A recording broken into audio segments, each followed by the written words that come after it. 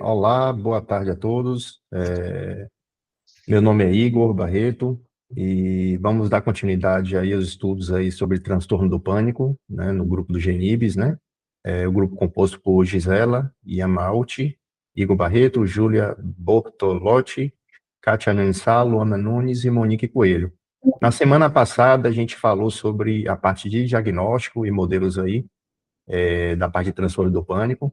E hoje a gente vai dar continuidade aí com a parte farmacológica e modelos cerebrais e a parte de questionários para aplicar, né, sobre o transtorno, né? Na minha pesquisa que eu fiz recente, eu encontrei esse artigo que ainda está em fase pré-proof, publicado, é o mais recente aí da Sociedade Brasileira de Psiquiatria, que ele foi feita uma revisão sistemática de estudos aí do tratamento da desordem do pânico, né? E ele é a evidência mais recente aí, foi publicada em agosto, né, sobre o transtorno do pânico, o tratamento do transtorno do pânico. Eu vou apresentar para vocês um pequeno resumo dele, para ter noção de como é que está a questão do tratamento, né? Pode passar, por favor, Júlia? Então, assim, vou falar sobre os principais grupos de remédio, né, de medicamentos, e os medicamentos dentro de cada grupo que são usados no transtorno, né, junto com a evidência, né, baseada no GRAD, né. Então, os dois grupos mais usados aí são realmente os inibidores seletivos da recaptação de serotonina e o da recaptação de serotonina e noradrenalina, até pelo seu perfil, né, de efeitos colaterais, que ele tem um perfil muito bom, né, associado a uma elevada eficácia, né, no tratamento, né. Ambos os grupos aí são alto aí, score alto no score grade, né. E entre os inibidores seletivos, né, a fluoxetina, paroxetina, sertralina, escitalopram e a fluvoxamina são os medicamentos aí que se encontraram em estudos, né, para o tratamento, né, e a venlafaxina dentro dos inibidores da captação de serotonina e adrenalina, né.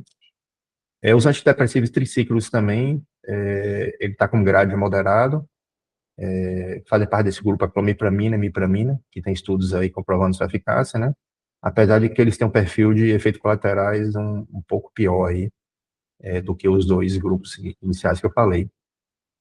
Os inibidores da monamina oxidase também são efetivos, exemplo da moclobemida e a trinilcipromida, também ambos aí moderados aí no score grade, mas também assim como seis ciclos, né, eles são usados como segunda e terceira linha em razão aí de seus efeitos colaterais também. Né, a psicoterapia também está classificado como moderado no score grade, e a TCC, a terapia comportamental e a terapia psicológica são aí os que se encontraram evidências aí positivas, né, para o tratamento do transtorno do pânico, né? A terapia combinada também pode ser usada, e o estudo, ele fala dos benzodiazepínicos, eles realmente são drogas aí muito usadas, talvez até super usadas aí atualmente. Eles conseguem fazer um controle dos sintomas no curto período, já que a maioria dos antidepressivos ele precisa aí de um tempo maior, né?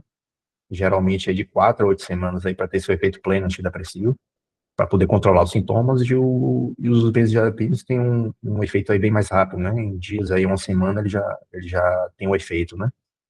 Apesar da possibilidade de vício e de possibilidade de efeitos colaterais, né? Ele é recomendado aí, desde que se use aí com responsabilidade por curtos períodos, né? Pode passar o próximo, por favor. O artigo também fala sobre abandono por todas as causas, né? Esse abandono por todas as causas é uma junção aí, né, de eficácia e efeito colateral, vamos dizer assim, né?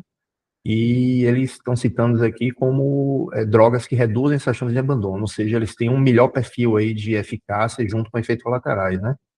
Então, novamente aqui, os inibidores seletivos da captação de serotonina e da noradrenalina, os antidepressivos tricíclicos, os inibidores da monamina oxidase, benzodiazepínicos, TCC terceira onda, terapias psicodinâmicas, psicoeducação, são todos aí como score grade moderado. O tempo recomendado de tratamento em média aí, pelo menos aí 12 a 24 meses, né?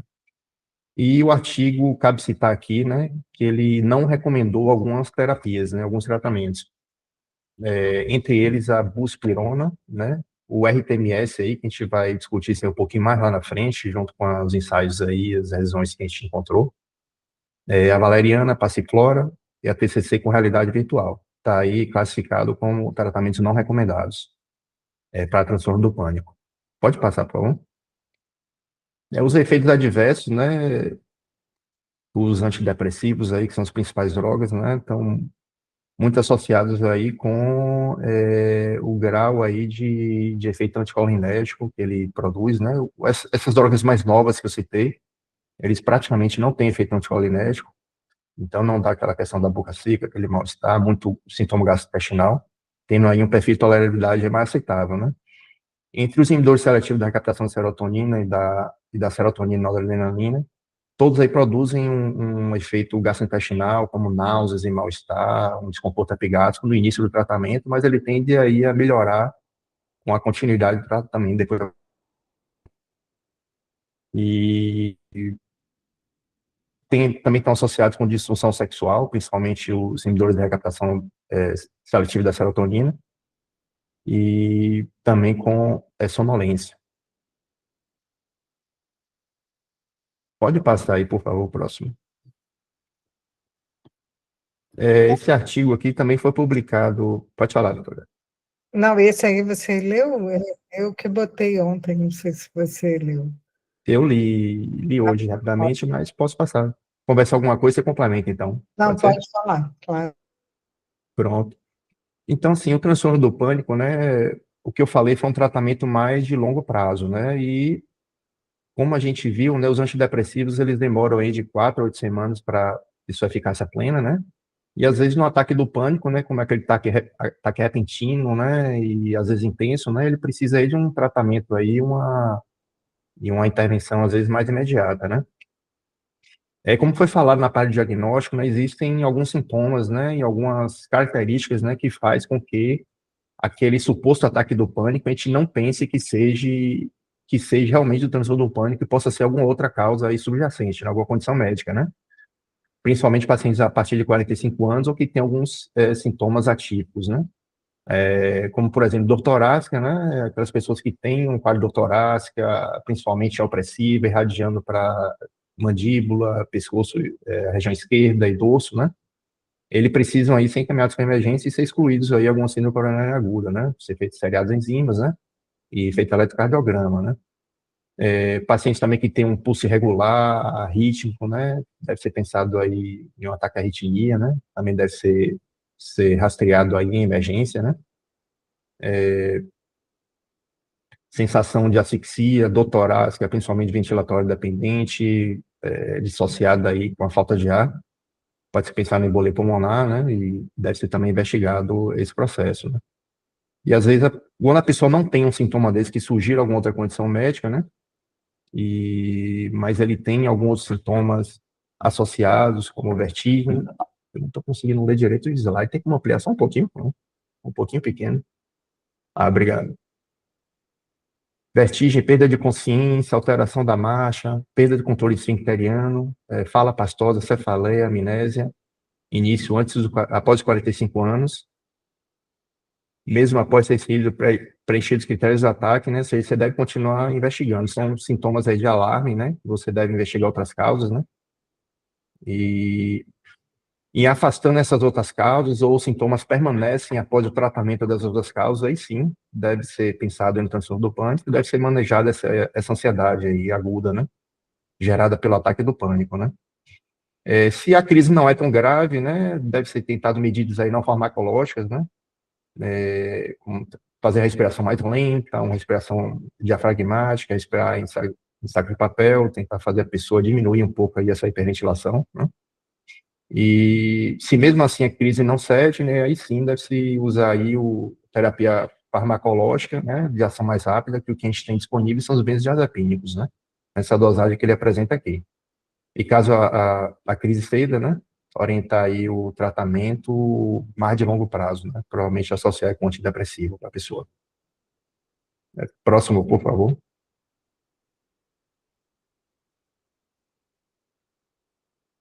Eu acho que minha parte foi essa.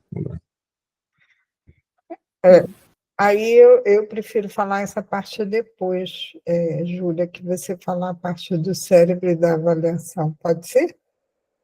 Mas agora sobre o cérebro? Agora eu acho que devia voltar na coisa do cérebro que a gente começou a falar semana passada, né? Show, vou voltar aqui então.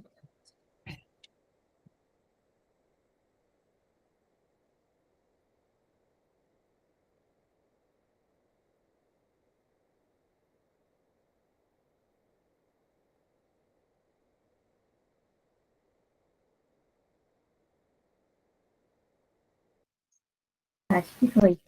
Sim. Então, para entender um pouquinho, né, como é que funcionam os mecanismos cerebrais do transtorno do pânico, a gente tem algumas estruturas, né, dentre elas a gente tem a amígdala, que ela atua ali com um papel muito importante nesse processo, né, cognitivo, mental.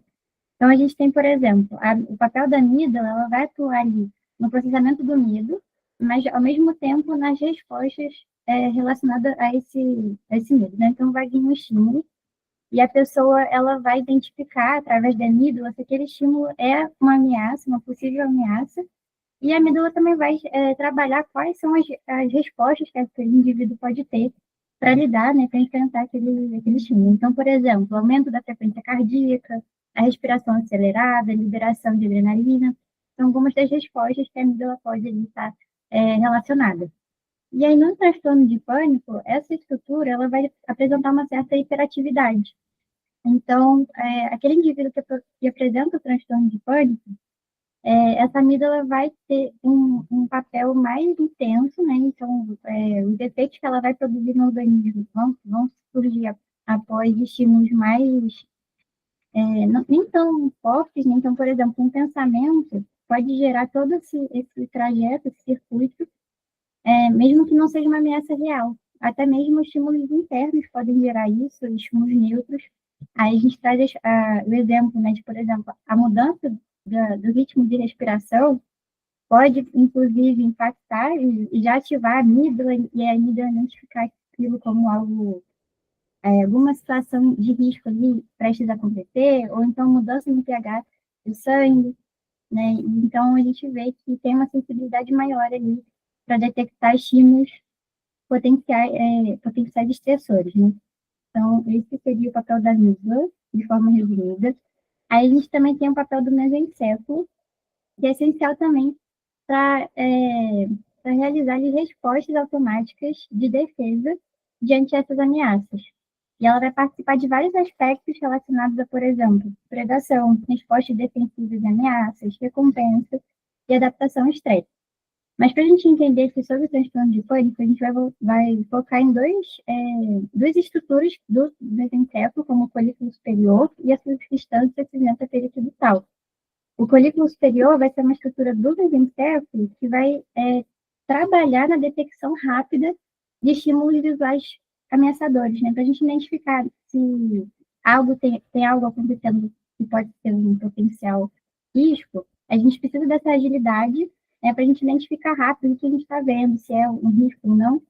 E também a substância cinzenta periaquedutal, que vai estar trabalhando justamente na questão de reação física do medo, como a imobilidade, a fuga ou a aceleração cardíaca, né? Então, é uma forma ali de defesa do organismo, e a substância cinzenta periaquedutal vai também estar trabalhando. E no transtorno do pânico, essas duas estruturas também podem estar hiperativadas, fazendo com que o corpo reaja como se ele estivesse diante de um perigo real, né, mesmo, e levando a reações intensas que a gente vê no transtorno do pânico. Então, a gente também tem o hipotálamo, que vai estar associado também um papel muito importante, porque ele vai ser responsável por coordenar as respostas de defesa e de luta ou fuga do organismo diante das ameaças, né? Ele vai receber informação de perigo da amígdala e do córtex também, tem uma participação importante, e vai ativar regiões como a substância cinzenta, que a gente falou antes, periaquedutal, gerando reações físicas típicas do pânico, como taquicardia, hiperventilação e sensação de medo extremo. E, além disso, algumas outras áreas específicas que a gente vai ver mais para frente também estão associadas, né, nesse comportamento de congelamento e fuga. Então, para a gente entender, eu tentei fazer um esquema aqui para simplificar. Então, a gente tem um estímulo estressor, que a gente pode trazer vários exemplos aí que seria um estímulo estressor. E na hora que o indivíduo percebe esse estímulo, a amígdala vai ser ativada. Né? Então, uma região específica da amígdala, que é o complexo basolateral da amígdala, no caso, ele vai ser responsável por interpretar o estímulo como ameaçador e ele também armazena as nossas experiências com eventos ameaçadores. Então, ele que vai identificar se aquele estímulo que a gente está... Pode ser até um estímulo interno, né? Ele que vai meio que classificar aquilo ali pode ser uma possível ameaça, e a partir disso a amígdala vai passar para 3 outras estruturas, né, para gerar 3 possíveis respostas. E ao mesmo tempo que a amígdala está sendo ativada, também a gente tem o córtex, né, tanto o córtex cingulado anterior e o córtex orbitofrontal, que também vai estar atuando nessa identificação aí desse estímulo e vai auxiliar na experiência do medo ou ansiedade que a gente vai estar ali produzindo diante ao estímulo. Então, por exemplo, chegou na amígdala, então esse estímulo pode passar para o hipotálamo, né, fazendo ativação do eixo hipotálamo e hipófise adrenal. E aí essa ativação vai fazer com que o nosso corpo libere ali neurohormônios, como, por exemplo, o cortisol, a noradrenalina, e que vai estimular também a ativação do sistema nervoso periférico, autonomia simpático, e isso vai fazer com que aqueles sintomas que a gente tem, né, as pessoas que sofrem com transtorno de pânico, como, por exemplo, sensação de asfixia, o coração batendo mais rápido, sudorese, são coisas que essa ativação do sistema nervoso autonômico simpático vai fazer com que a pessoa tenha esses sintomas, mas de uma forma exacerbada, né, que é fora da normalidade. E isso vai afetar, né, no dia a dia do indivíduo de forma prejudicial. E a gente também tem a matéria cinzenta periapital, que a gente já tinha falado antes, e também a amígdala tem contato com ela, e isso vai estimular os comportamentos de esquiva, né, do indivíduo diante do estressor, do estímulo estressor. E também os sistemas modulatórios de fluxo, que são diversas outras estruturas que vão ajudar ali o indivíduo a ficar no estado de alerta. Né? Então, isso tudo vai estar associado para a gente identificar esses sintomas que a gente vê no transtorno de pânico. E aí eu trouxe essa figura também do lado. Vou passar aqui. Até de um artigo que a Kátia mostrou, então, eu trouxe aqui do lado a legenda para a gente identificar melhor e aqui o gráfico do artigo. Então, a gente consegue ver, né, que tem em amarelo as principais estruturas ali relacionadas ao transtorno do pânico, e o centro dela é a amígdala, né? A gente vê que a amígdala está fazendo várias conexões com diversas áreas, né? Então, a gente pode identificar aqui as regiões sensoriais, né? Então, visão, tato, várias regiões sensoriais que vão estar ali fazendo contato com a amígdala, né? Que é quando a gente percebe um estímulo, e a amígdala vai receber também informações do hipocampo, do do folículo superior, são várias estruturas, né, que ele vai receber aqui, de alguns núcleos aqui, ao mesmo tempo também que ele vai enviar informação para o hipotálamo, para a matéria cinzenta periaquidotal, que a gente já falou anteriormente. Então, a gente tem ali uma gama de estruturas, né, é um sistema complexo ali, que vai trabalhar, desenvolver esses sintomas que são prejudiciais para o paciente. Então, é interessante a gente entender quais são essas áreas que estão ali impactando, né, de forma excessiva na vida do indivíduo. Então, basicamente, foi esse a parte do cérebro. Ela tem muitos detalhes, né? A gente vê que tem várias estruturas associadas, são vários núcleos, né? Então, por exemplo, o PVN, ele está associado à respiração, o LC com sintomas autonômicos, o núcleo que a gente viu também com comportamento defensivo. Então, são várias estruturas ali relacionadas nessa parte aqui. Substância periaquidital cinzenta. Isso. É muitas siglas, né? As siglas confundem, é verdade. Mas nessa parte do cérebro, então, ficou mais com isso mesmo. Então, a gente pode passar para os instrumentos de avaliação? Sim, agora é Luana, né, que vai apresentar? Isso.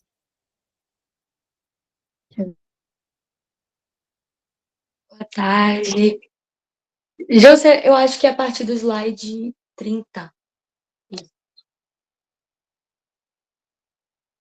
Tá conseguindo me ouvir? Sim, tranquilo.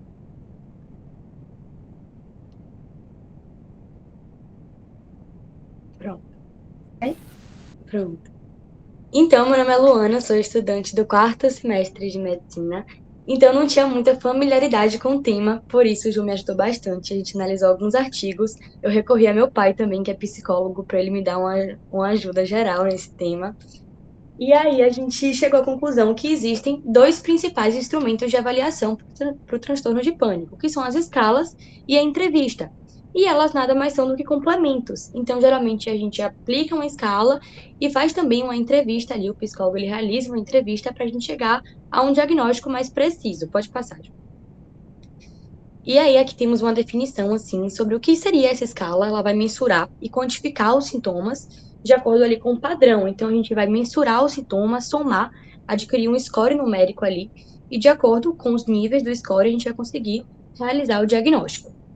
As escalas, elas são muito interessantes também, porque elas vão auxiliar no tratamento. Então, a gente vai conseguir, por exemplo, ao longo do prognóstico do paciente, a gente pode realizar de novo a escala e medir ali a eficácia, se o tratamento, seja psicoterápico, farmacológico, está ou não funcionando, se ele tem redução dos sintomas e etc. Pode passar. E aí nós vimos que as escalas, elas avaliam o transtorno de pânico de alguns tipos. Ela vai avaliar a ansiedade global, a frequência dos ataques de pânico, a intensidade desses ataques, o nível de esquiva fóbica e também as cognições distorcidas em relação às sensações físicas de ansiedade, que são aqueles medos intermitentes assim de morte que as pessoas que enfrentam esse transtorno geralmente sentem. Pode passar.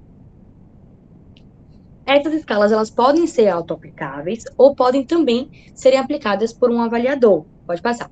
E aí é importante que tenham-se alguns cuidados, principalmente com o estado ansioso do paciente. Quando a gente vai aplicar uma escala, possa ser que esse estado ansioso tenha um pouco de viés nos resultados. Então, a gente tem que levar em consideração fazer uma orientação extremamente clara. Todas as escalas elas têm uma orientação no início, principalmente as auto-aplicáveis, mas é importante que explique direitinho para que não tenha erros assim que interfiram no diagnóstico e também explicar a diferença de um ataque de pânico e dos sintomas ansiosos isolados. Eu até coloquei uma comparação, pode passar. Porque a gente vai ver que algumas escalas, elas perguntam sobre ataques de pânico. Então é importante que o paciente ele entenda a diferença de uma coisa e outra. Os ataques de pânico, ele tem um início mais súbito, enquanto os sintomas de ansiedade, eles têm geralmente um início mais gradual. O ataque de pânico, ele é muito intenso. A ansiedade, ela também pode ser intensa, mas geralmente é mais leve, é moderada. Os ataques de pânico, eles têm um pico. Os tons de ansiedade geralmente não têm um pico muito visível, identificável. Os ataques de pânico surgem geralmente sem gatilho, também podem surgir com gatilho, mas geralmente sem gatilho. Os sintomas de ansiedade geralmente têm uma causa que a gente consegue identificar. Ataques de pânico são mais curtos, mas a intensidade é muito maior. Os sintomas de ansiedade geralmente duram um período maior de tempo. E o ataque de pânico geralmente tem aquela relação, como eu expliquei, de um medo de um novo ataque, de uma preocupação. Já com relação à ansiedade, ela tende a se normalizar com o passar do tempo. Pode passar. E aqui nós temos algumas escalas, começando pela escala de ansiedade de Hamilton, eu acho que é assim que se pronuncia, e ela é composta por 14 itens que vão ser subdivididos em dois grupos. 7 vão estar ali relacionados ao humor ansioso e 7 aos sintomas físicos da ansiedade, né, que a gente já conhece. Cada item ele vai seguir uma avaliação de 0 a 4. Meu pai até me explicou que hoje em dia o que acontece é que muitos psicólogos eles conseguem mandar por internet. Então, o paciente consegue responder essas escalas e ele recebe, faz o score para o link da própria casa mesmo. E aí, a escala que eu achei para representar essa aí, eles dão níveis de 0 a 5. Então, possa ser que exista uma variação. Na literatura, estava que ela vai de 0 a 4. Mas a foto que eu vou mostrar para vocês é de 0 a 5. Aí, a gente vai somar os scores. Nesse caso, ele vai de 0 a 56. E esse caso específico, essa escala de ansiedade, ela vai ser aplicada por um avaliador. Pode passar. E aqui tem uma representaçãozinha, por exemplo, de uma das perguntas dessa escala. Por exemplo, pergunta sobre o humor ansioso. Você tem preocupações, antecipação do pior, antecipação de medo, irritabilidade? E aí o paciente ele vai marcar se ela é ausente, leve, moderada, forte ou muito severa. Pode passar. Temos uma outra escala, que é bastante conhecida, que é o inventário de ansiedade de Beck. Já esse, ele vai ter 21 itens relacionados à ansiedade, e cada item vai ter 4 afirmações, e o paciente também ele vai graduar ali de 0 a 3. Possa ser que ele escolha mais de uma afirmação, mas aqui o avaliador sempre vai levar em conta é a que tem a maior escala ali, o maior número de score. E depois a gente vai somar, e esse score total ele vai variar de 0 a 63. Diferentemente da outra, essa pode ser uma escala auto-aplicável. Então, o próprio paciente ele pode responder sozinho ali as perguntas. Pode passar, Ju. Pronto. Aí aqui, por exemplo, na pergunta 20, sensação de calor no rosto, ele vai graduar de 0 a 3 se ele já sentiu essa sensação. E aqui o final, por exemplo, que a gente consegue, depois que soma todos os tópicos, fazer o score total e relacionar ali com um diagnóstico mais provável. Pode passar. E aí, em um dos livros que a gente leu também, falava sobre escalas que avaliam ataques de pânico. Então, a gente tem 2 tipos principais. O diário de ataque de pânico, que vai avaliar a frequência dos ataques, a intensidade dos sintomas da ansiedade, que é uma consequência do transtorno de pânico, de 0 a 8. A duração de um ataque em minutos e quantos ataques aconteceram em uma semana. E ela vai dar uma lista de 14 sintomas que são descritos e a pessoa vai assinalar ali, o paciente vai assinalar se ele tem a presença desse sintoma ou não, e ela também é auto-aplicável. Já a escala para pânico e agorafobia, ela vai primeiro trazer uma definição, descrever os sintomas, e ela tem 5 itens que vai falar ali sobre... Elas são relativamente parecidas, vão falar sobre a frequência dos ataques, a intensidade da esquiva fóbica e da ansiedade antecipatória. Cada questão também vai ter uma escala de 0 a 4, e o score total vai variar de 0 a 52. Ela pode ser tanto auto-aplicável ou um examinador aplicar. Pode passar, Ju. Eu acho que essa parte tá com a letra bem pequena, as escalas. Aí, se você conseguir dar um zoom, pode passar um slide. Isso. Pode passar de novo. Você consegue? Isso, perfeito. Pronto. Aí a gente consegue olhar aí os principais sintomas que eu falei que elas abordam. Então, as perguntas: tem dificuldade de respirar, coração acelerado, sensação de sufocamento, sudorese, e etc. Tremores.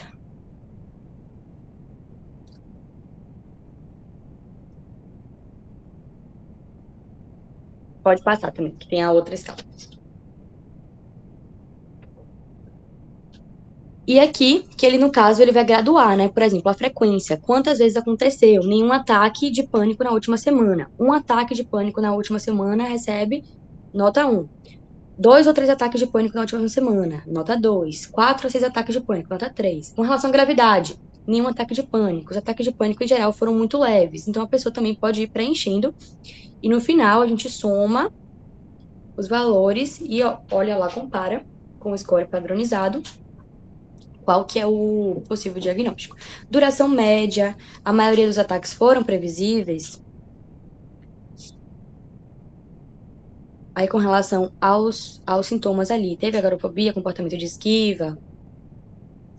Como eu falei com o Ju, tipo assim, não tem disponibilidade, assim, de imagens tão fáceis no Google, porque são escalas que são vendidas, né? São testes que são vendidos. Então, é mais para ter uma ideia geral, assim, para que a gente possa entender mais ou menos o que é perguntado, quais são os sintomas associados, para ficar mais fácil de visualizar mesmo, não ficar tão abstrato, só falar tipo, o que tem na escala e ninguém conseguir visualizar. Pode passar. Agora, com relação à entrevista, que nada mais é, na verdade, do que a anamnese, né? O complemento ali com relação à escala, que é extremamente importante, porque vai ter aquele contato direto entre o psicólogo e o avaliado. Então, o psicólogo ele vai conseguir avaliar o comportamento ali, as emoções, o padrão mesmo que aquele paciente vai se apresentar. Além do vínculo que pode ser criado e a confiança que facilita muito mais com que aquela pessoa fale o que realmente sente, que não exista nenhum fator que interfira ali, que dificulte o diagnóstico. Pode passar. Aí aqui, na verdade, eu coloquei esse slide hoje só para ficar mais fácil essa compreensão, que são os critérios que a entrevista segue. Ela segue os critérios do Manual Diagnóstico e Estatístico dos Transtornos Mentais. Então, por exemplo, tem 4 letras, né? Os ataques de pânico recorrentes inesperados, a letra A. Um ataque de pânico, ela vai definir o que é um ataque de pânico e os sintomas. Então, para a gente diagnosticar um ataque, geralmente tem que ter 4 ou mais desses sintomas aqui descritos: palpitação, sudorese, tremores, que a gente já falou Procátia falou na aula passada, toda essa parte assim de sintomas associados. Aí na letra B, temos também que, geralmente, a gente diagnostica pelo menos um dos ataques, tem que ser seguidos de um mês do antigo. Além disso, a pessoa tem que ter preocupação ali de ter um novo ataque e deve ter uma mudança comportamental desadaptativa significativa relacionada aos ataques. Então, ela evita sair de casa, evita exercícios, tudo aquilo que remeta a ela aquele transtorno, aquela situação de pânico vai ser evitada. Além disso, a gente tem que ter certeza ali que aquele distúrbio não tem relação com nenhum uso de outra substância, drogas, medicamentos, ou então alguma doença já pré-estabelecida, crônica, seja o que for. E a perturbação também não pode ser explicada por nenhum outro transtorno mental, ou seja, fobia social, fobia específica, transtorno obsessivo compulsivo e etc. E aí sim a gente pode falar sobre as duas entrevistas principais, pode passar, que é a Structured Clinical Interview for DSM Disorder, que justamente segue esses princípios que eu acabei de explicar para vocês, e ela vai investigar ali o paciente de forma sistemática. Então, o psicólogo ele vai preenchendo ali, se ele observar algum desses sintomas, se ele observar que aquele paciente tem 4 mais daquele sintoma, se segue aquela definição específica. E a outra entrevista utilizada é o Mini, que ele é um pouquinho diferente, porque ele é uma entrevista mais objetiva, ela é mais específica, mais rápida. Dura ali, em média, 15 minutos, e o paciente ele vai respondendo questões de sim ou não, respostas de sim ou não, e o psicólogo, depois de tudo, também vai ter um padrão que ele vai comparar ali com o score total e dar um diagnóstico. Show. Então, a gente também tem essas escalas aqui que a gente encontrou, que é a PDSS, né? Ela é uma escala muito utilizada também de autorrelato, desenvolvida para medir a gravidade dos ataques e sintomas do transtorno de pânico, tanto em adolescentes quanto para adultos. E ela é composta por 7 itens, né, de avaliação em uma escala de 5 pontos, e ela vai investigar aspectos como a frequência dos ataques, ansiedade antecipatória, evitação fóbica e prejuízos no funcionamento social e profissional. E ela é breve e sensível a mudanças, né, e também é amplamente utilizada para avaliar a gravidade inicial e monitorar a evolução dos sintomas ao longo do tratamento. Então, é uma escala que ela é bastante utilizada para a questão do pânico. A gente também encontrou a PASS, a PAS, e uma escala que avalia a gravidade dos principais sintomas de transtorno de pânico, né, incluindo os ataques de pânico, ansiedade antecipatória e agorafóbica. Ela também permite mensurar a intensidade e o impacto desses sintomas no cotidiano do indivíduo, auxiliando na compreensão do quadro clínico e no acompanhamento da resposta ao tratamento. Depois eu vou mostrar a foto para vocês, a imagem, né, que a gente encontrou sobre essas escalas. Então, a gente também tem o PHQ, PD, que é um módulo do Patient Health Questionnaire, desenvolvido para identificar e avaliar os sintomas de transtorno do pânico de acordo com os critérios diagnósticos da DSM. Né? Então, ele leva em consideração o manual e ele também é um instrumento de avaliação de triagem rápida e de fácil acesso, né, de classificação, e pode ser utilizado em contextos clínicos, mas também de pesquisa. E aí, esse questionário vai investigar a ocorrência de ataques de pânico, as preocupações com novas crises e o impacto desse sintoma na vida diária do indivíduo, permitindo o profissional obter uma avaliação inicial, padronizada e confiável sobre a presença da gravidade do transtorno. Vou passar aqui. Então, a gente também tem a Panic Disorder Self-Report, a PSR, que é um instrumento de autorrelato, né? Que o paciente vai ali estar relatando sintomas de transtorno do pânico, e também permite o próprio paciente descrever a frequência, intensidade e impacto dos seus ataques de pânico e sintomas associados. Ele é simples e direto, auxilia na monitoração também, na evolução clínica e na avaliação da resposta ao tratamento, oferecendo uma perspectiva subjetiva e importante sobre a experiência do paciente. A gente tem a escala de Hamilton, que a Lu já falou sobre, que também é muito utilizada para avaliar a ansiedade, né? Então, é muito interessante a gente também utilizar isso para o transtorno de pânico, já que são transtornos que estão ali associados, né? E a gente também tem a Clinical Global Impression, que essa é interessante porque ela não vai avaliar o paciente, mas sim o profissional. Daqui a pouco eu vou mostrar para vocês. Ela vai avaliar a impressão global do profissional sobre a gravidade, melhora e resposta do tratamento do paciente. Ela é simples e de fácil aplicação e permite ao avaliador a classificar o estado do indivíduo com base em sua observação clínica e evolução ao longo do tempo.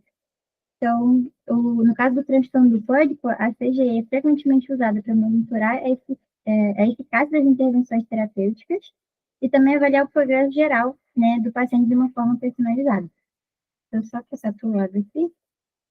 Então, aqui vocês podem ver a estrutura do mundo, né, da entrevista.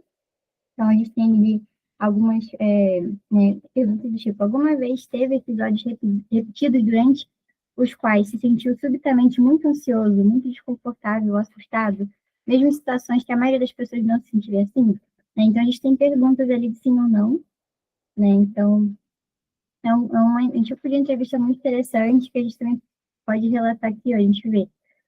Se o indivíduo teve palpitação ou seu coração bateu muito rápido, né? Então, é uma forma também de explicar o sintoma de uma forma bem, né, às vezes a gente bota ataque cardíaco, outra coisa assim, os pacientes também vai ter dificuldade de entender. Então, é interessante esse tipo de entrevista. A gente também tem a gente não encontrou todas as escalas disponíveis, né? Como a Lu também falou, como são pagas, pode ser que não seja a versão mais recente da escala.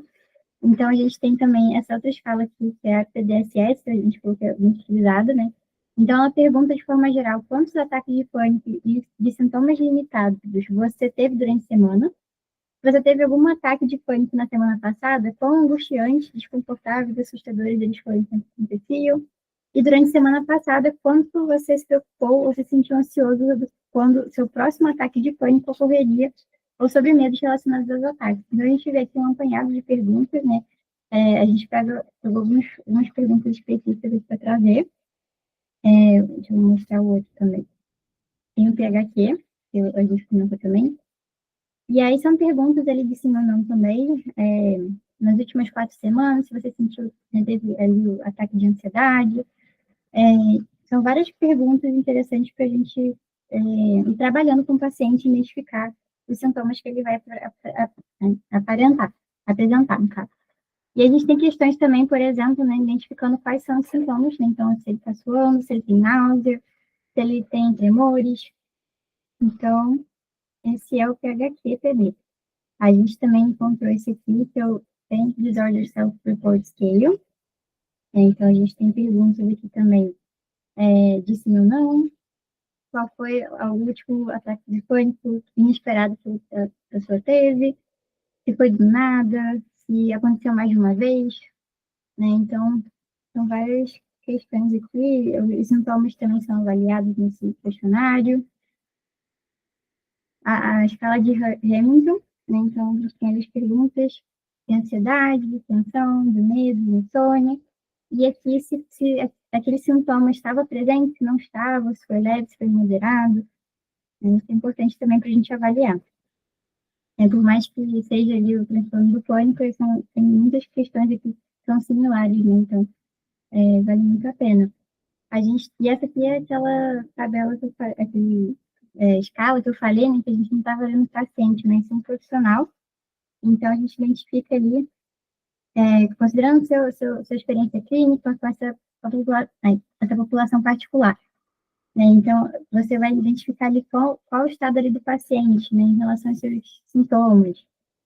Então, são várias perguntas aqui, passando aqui para vocês darem uma olhada. Né? Então, você vai identificar a eficácia, para você ir classificando o efeito. Então, é muito interessante também a gente utilizar esse tipo de escala. Não sei se alguém de vocês já conhecia.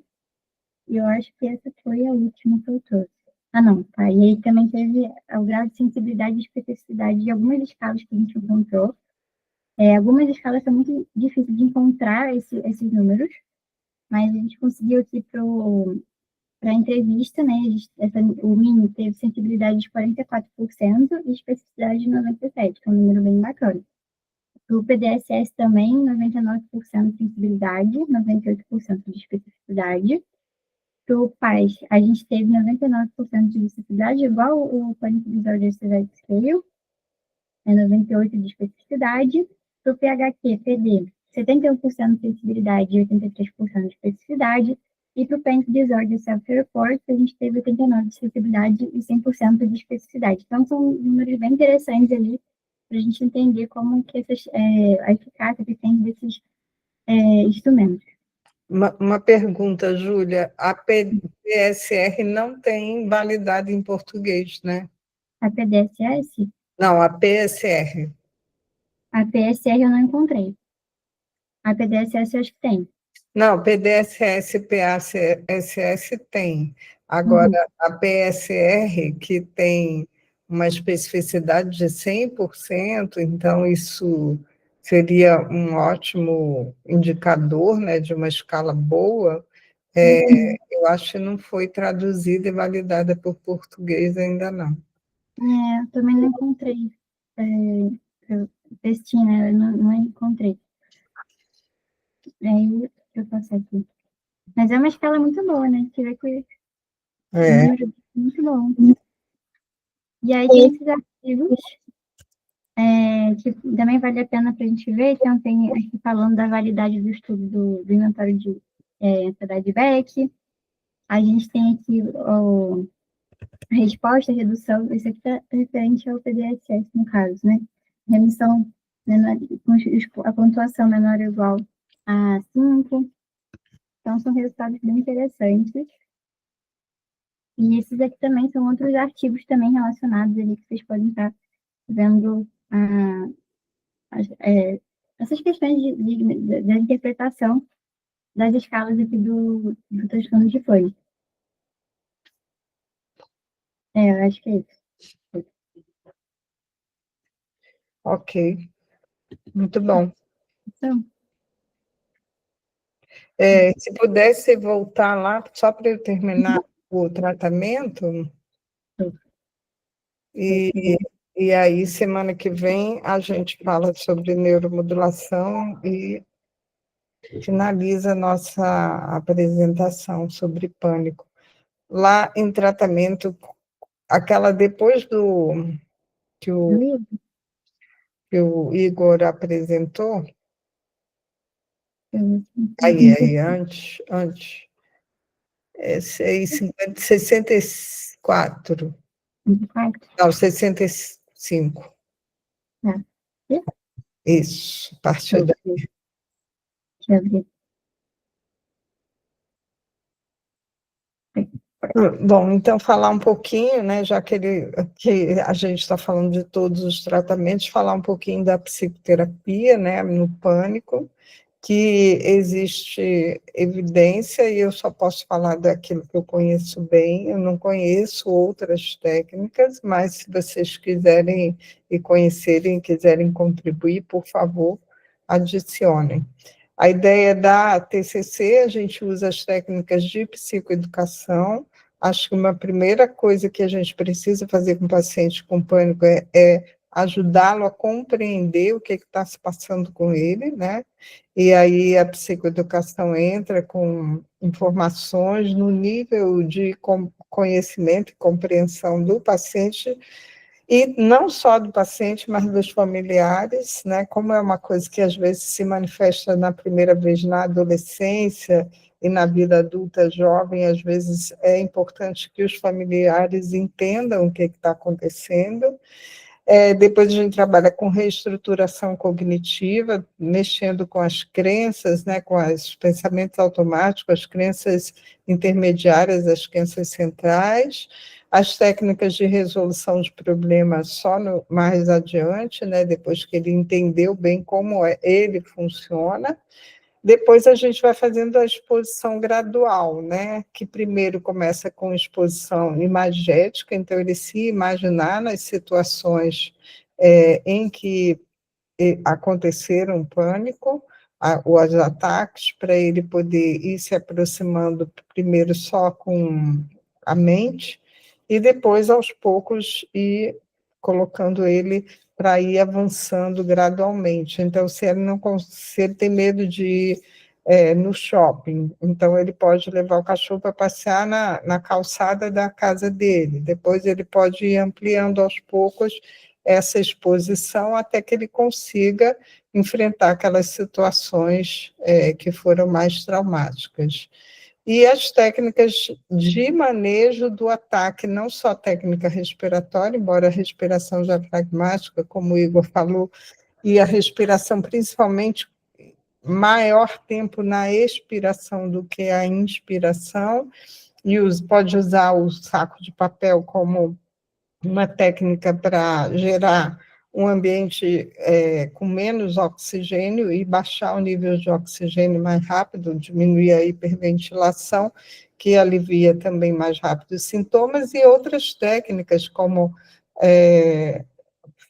fincar ele no presente, porque toda a ansiedade, né, como a gente vem falando, é diferente da depressão, que a depressão tem uma coisa de histórias do passado, né?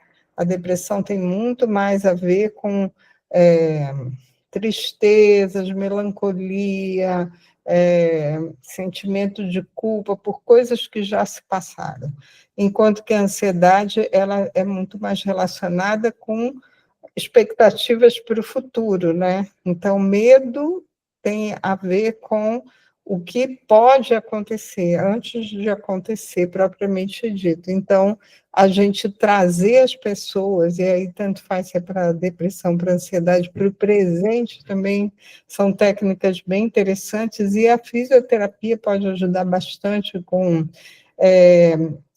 estímulos corporais, né, de sentir o pé no chão, fazer massagem com o pé, bolinha no pé, botar o pé no chão, contrair, relaxar várias vezes, mas fazer coisas que façam a pessoa sair do mundo da imaginação e vir para o mundo concreto, real, do aqui e agora. E eu também uso bastante a ideia da EMDR, né, que a princípio está mais relacionada com traumas, então o TEPT é onde a gente tem maior nível de evidência para a EMDR, mas também funciona muito bem para pânico. As pessoas criticam porque, às vezes, 4, 6 sessões e a pessoa já está sem zero sintoma e enfrentando todas as coisas sem medo. Por quê? Porque deixa eu tirar isso aqui.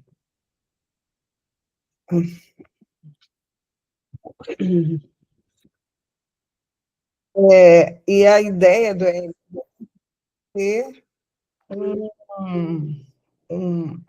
de que você, quando você dorme, né, você tem a fase do sono REM, que é a fase onde você consegue processar as experiências que você teve durante o dia. Isso é uma teoria, né, uma hipótese para explicar por que isso funciona, mas o fato é que funciona. Então, o que se faz são movimentos ou estímulos bilaterais, que é o mesmo movimento que o olho faz, né, quando você está no sono REM, para que você possa enfrentar memórias que tenham sido traumáticas, com estimulação bilateral de sensibilização, reprocessamento, e isso vai diminuindo a sensibilidade a eventos futuros. Pode passar a próxima aí, Júlia.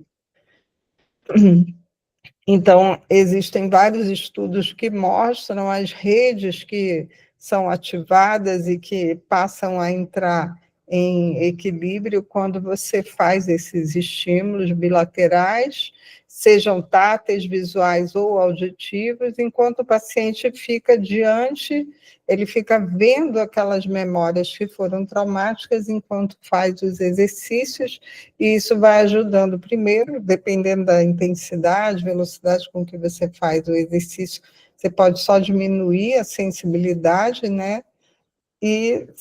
E conforme você vai avançando e ele tendo uma boa resposta, você vai aumentando a velocidade e a amplitude dos estímulos para conseguir o reprocessamento. Pode passar aí a próxima. Então, basicamente, são 8 fases, né? Primeiro, a gente faz um plano compartilhado do tratamento pelo psicólogo e paciente, depois a gente aplica técnicas de relaxamento, fazendo com que a pessoa se sinta segura, né, para enfrentar. Depois a gente vai escolher quais são as memórias que a gente vai tentar trabalhar, que podem ser a que causou mais recente ou a que mais antiga, a que causou maior intensidade, dependendo de como o paciente está, e ele participa dessa decisão de qual memória a gente vai processar, e aí você começa a botar essa memória ali, presente, como se ele estivesse vendo um filme, ou como se ele estivesse passando de trem numa paisagem, e aquelas memórias vão passando, e ao mesmo tempo que ele faz os exercícios, as estimulações bilaterais, e aos poucos você vai substituindo aquelas crenças negativas, disfuncionais, por crenças positivas e realísticas. Depois você faz um escaneamento corporal para ver se está tudo bem, né? Se tem alguma tensão específica no corpo ou se ele está mais relaxado. Você mede isso com 2 avaliações em escala, quanto aquele evento te perturba agora. Aí, depois que você faz o reprocessamento, você repete, e você faz também uma avaliação da cognição que ele tem sobre ele mesmo.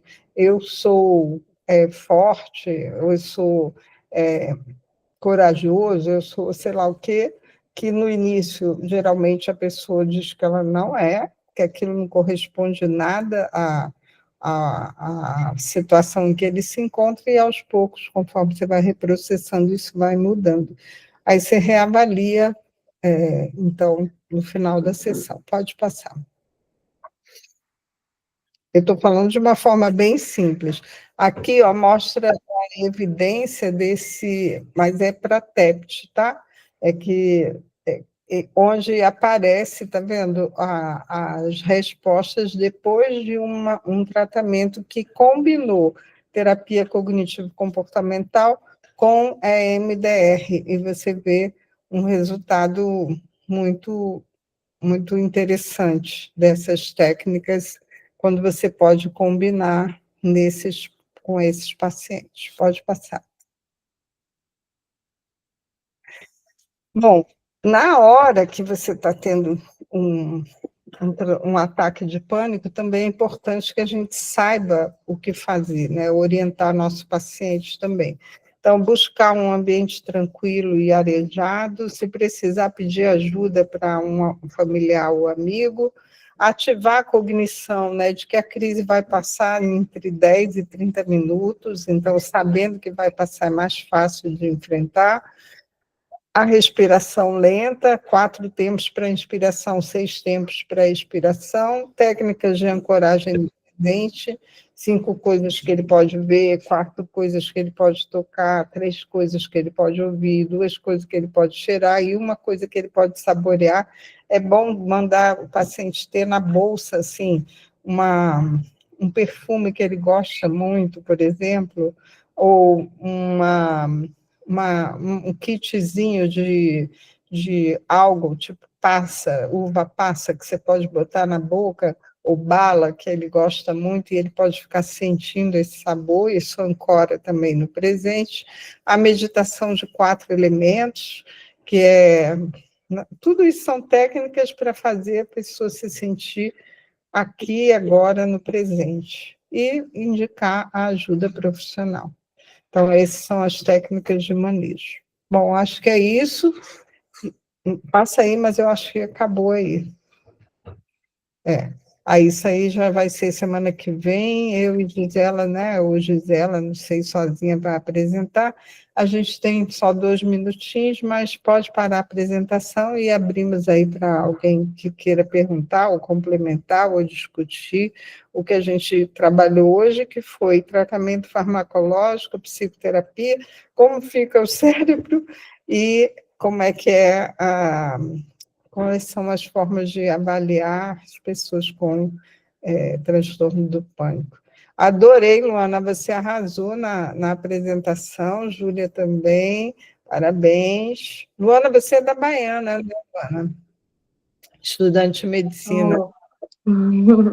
Vamos pensar aí num projeto, se você gostou desse tema, senão a gente pega um outro tema aí, para a gente estar pensando num projeto para você fazer e se você está gostando dessa linha aqui de pesquisa.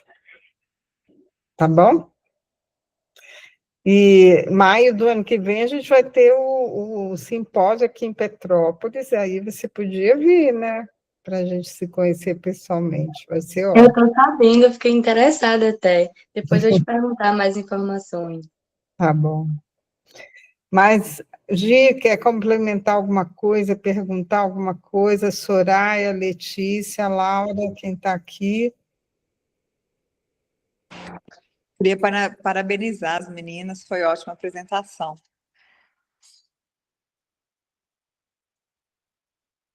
Soraya quer falar? Obrigada, Letícia, pelo apoio aí. É muito bom para quem está começando poder compartilhar com conhecimento. Foi bem completa a apresentação.